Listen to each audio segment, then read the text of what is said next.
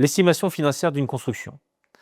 L'estimation financière d'une construction est très importante pour évaluer le montant d'une réalisation d'un bâtiment. Les différentes méthodes d'estimation prennent en compte des contraintes telles que le coût, la portée et le délai pour estimer avec précision le budget et les ressources nécessaires pour accomplir votre projet. Voici quelques points qui pourraient vous aider à estimer votre projet. D'abord, l'objectif de l'estimation. L'estimation de projet a pour objectif d'évaluer avec précision le temps, le budget et les ressources pour mener à bien votre projet. Bien qu'une estimation précise tienne de l'oxymore, ces calculs sont essentiels pour les besoins et avant le lancement du projet. L'utilisation des méthodes d'estimation. Des estimations exactes sont la clé d'une planification de projet efficace. Il existe plusieurs méthodes d'estimation utilisées pour évaluer approximativement des éléments nécessaires à la réussite d'un projet. En général, cette méthode est mise en œuvre juste après la phase de démarrage du projet pour identifier les contraintes prévues. Le phasage des estimations. Estimation de la conception, donc la partie étude, inclut une évaluation préliminaire des coûts basée sur les spécifications techniques et les plans. Ça aide à déterminer la faisabilité et la réalisation financière du projet. Ça nous permet de réaliser des étapes d'estimation lors des phases intermédiaires et spécifiques d'un projet. Ça permet de prendre en compte des changements et des ajustements au fur et à mesure que le projet avance. L'estimation des offres, également appelée estimation finale. C'est élaboré après la phase de projet, dossier de consultation des entreprises, des études d'un projet. Utilisé pour sélectionner un entrepreneur et établir un contrat. Ça va préciser et spécifier les matériaux nécessaires et les équipements nécessaires aussi à la réalisation du projet. Les estimations brutes, initiales, intermédiaires et finales, ce sont des stratégies efficaces pour gérer les coûts dans la construction. Les estimations brutes initiales sont des approximations rapides. Les estimations intermédiaires sont plus détaillées et basées sur des données plus précises. Et enfin, l'estimation finale est la plus précise et c'est celle qui est utilisée pour le suivi des coûts en cours de projet. Ce qu'il faut retenir, c'est qu'en somme, l'estimation des coûts est un processus qui évolue avec la progression du projet. Elle permet de prendre des décisions éclairées, de garantir la viabilité financière et éviter des dépassements de coûts.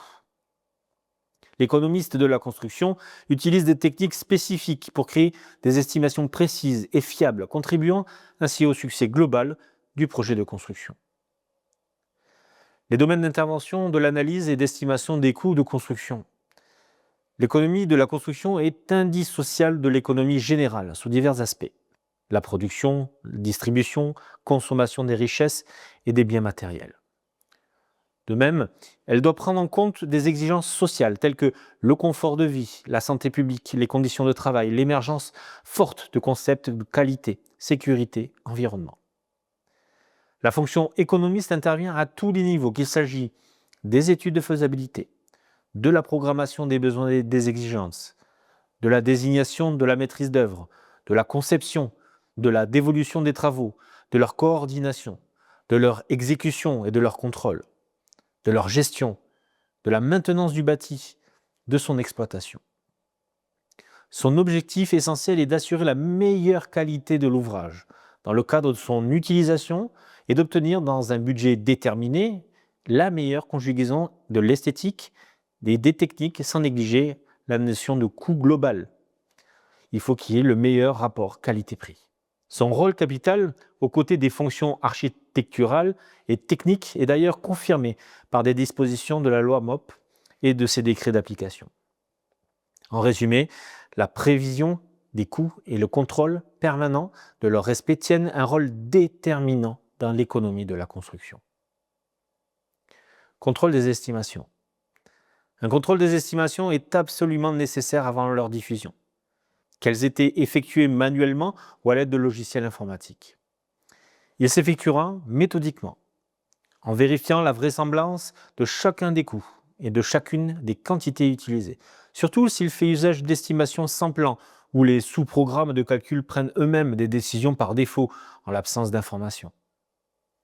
En utilisant des ratios économiques obtenus pour chaque fonction et en comparant à ceux des projets de catégories comparables, mémorisés dans la bibliothèque de coûts constatés. La méthode Untech. Préambule sur la méthode Untech. La méthode Untech est une méthode d'estimation par fonction qui permet une décomposition et un chiffrage plus rapide d'un ouvrage qu'un découpage par ouvrage élémentaire. Cette méthode est utilisée pour l'économie de la construction, pour l'analyse économique de projets de bâtiments. Elle offre d'importants gains de productivité sans perte de fiabilité. La nature et le nombre d'informations nécessaires à l'estimation se précisent au cours de l'évolution du projet et doivent donc permettre de structurer de plus en plus finement sa décomposition estimative. C'est ainsi que d'une phase à l'autre de l'estimation, des informations d'ordre général se transforment petit à petit en paramètres de plus en plus élaborés, permettant un chiffrage de plus en plus précis.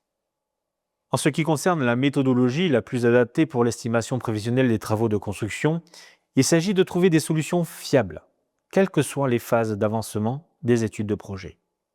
Pour cela, il est nécessaire de développer une logique d'analyse des projets qui soit semblable pour toutes les études et permette des comparaisons et des simulations en normalisant la présentation des résultats.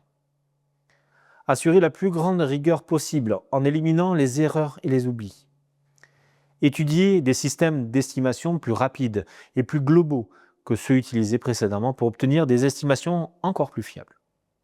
Pour y arriver, il faut être vigilant sur la disparité des méthodes rapides, presque toutes basées sur l'application de ratios, ne prenant pas en compte les bons critères.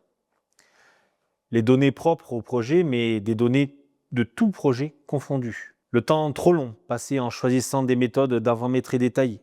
Il faut aussi être vigilant à un classement des ouvrages par lot, corps d'état, totalement arbitraire et non significatif, le montant des ouvrages pouvant être répartis dans des lots à la convenance de la maîtrise d'ouvrage, de la maîtrise d'œuvre ou d'habitudes locales, générant ainsi des ratios inutilisables par ailleurs.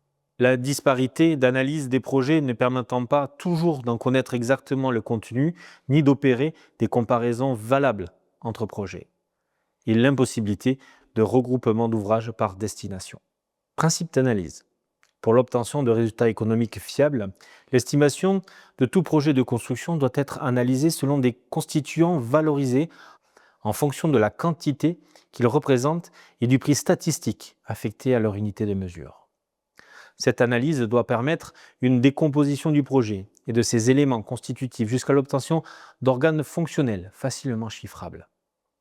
Cependant, pour éviter de parvenir à une analyse trop détaillée, non significative et finalement génératrice de temps perdu, il convient de délimiter cette décomposition aux organes fonctionnels principaux. L'utilisation de prix composés, se chargeant de prendre en compte les éléments accessoires attachés à chaque organe fonctionnel. Méthodologie de chiffrage de l'estimation. À partir de la grille analytique, chaque organe fonctionnel est chiffré. D'une part, depuis la quantité représentée par la fonction dans le projet et d'autre part, par l'application d'un prix unitaire provenant d'un recueil de prix statistiques.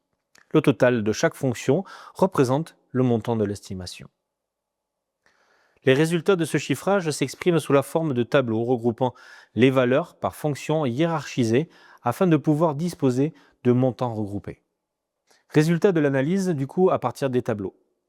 Il est possible d'extraire un grand nombre de résultats sous forme de pourcentages ou de ratios qui vont permettre de situer économiquement le projet en fonction de ses caractéristiques architecturales et techniques spécifiques. Ces résultats seront comparés à ceux d'autres projets déjà réalisés en se situant dans la même catégorie de construction.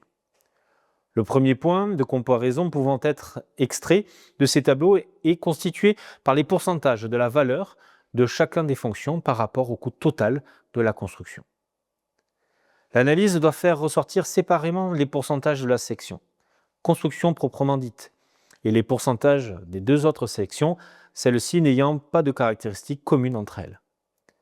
En revanche, à l'intérieur de la section construction proprement dite, on doit retrouver des pourcentages partiels propres aux trois chapitres, infrastructure, superstructure, équipement. Les différents niveaux seront étudiés en fonction de l'état d'avancement du projet à estimer, les plus détaillés correspondant aux études les plus poussées. Par exemple, le niveau d'analyse ou de synthèse est déterminé par le nombre de chiffres du code. A, construction proprement dite. A3, équipement. A32, équipement organique. A322, plomberie. A322.1, sanitaire. A322.11, équipement. A322.111, appareil proprement dit. Chaque coût partiel représentant la valeur d'une fonction dans la construction analysée peut également servir à déterminer un prix unitaire attaché à cette fonction. Il suffit pour cela de fixer une unité de mesure intéressante et d'en connaître le nombre. En établissant le rapport entre la valeur de la fonction considérée et le nombre d'unités auxquelles il se rapporte, on détermine alors un prix unitaire global de la fonction considérée. Le prix unitaire est dit global, en ce sens qu'il comprend l'ensemble des prestations principales et accessoires attachées à cette fonction. Logiciel informatique pour l'estimation financière à la méthode INTEC. Les logiciels informatiques d'estimation représentent une forme appelée processus économétrique, applicable à la construction. Ils constituent des modèles économétriques qui permettent l'évaluation d'un projet à partir de données spécifiques, basées sur des éléments fonctionnels. Logiciel suite méthode.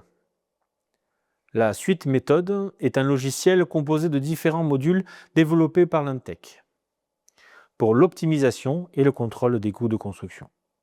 Elle permet de dégager des montants d'investissement d'entretien, de maintenance et de grosses réparations à chaque phase d'un projet, que ce soit en neuf ou en réhabilitation. Seuls les membres de l'INTEC ont accès à ce logiciel. Voici les principaux modules liés à la méthode INTEC. Gestiona, qui permet l'étude en coût global pour les projets, la comparaison et l'optimisation de la prévision. Anticipe, qui définit le coût de l'ouvrage en étude de faisabilité. Il génère un projet virtuel basé sur les standards couramment rencontrés dans la construction. Et enfin, Estima, outil de prévision et d'optimisation du coût de construction. Vous trouverez à la suite un schéma détaillé avec tous les liens suivant le logiciel méthode. Avantage du logiciel suite méthode. Ce logiciel est un environnement numérique de référence pour les économistes de la construction. Il est conçu pour l'estimation et le contrôle des coûts des bâtiments. Voici quelques avantages de la suite méthode. Calcul du coût prévisionnel. Il permet d'évaluer des coûts de construction pour différentes catégories de bâtiments. Vérification de la faisabilité économique. Cet outil vérifie la faisabilité économique d'un projet. Étude en coût global. Il facilite la comparaison, l'optimisation et la prévision des coûts tout au long du projet. L'analyse systématique. La grille d'analyse accompagne la traduction des objectifs d'un programme et du contexte de l'opération. L'interopérabilité avec d'autres logiciels métiers. Il propose des passerelles d'import-export pour faciliter l'intégration dans vos flux de travail.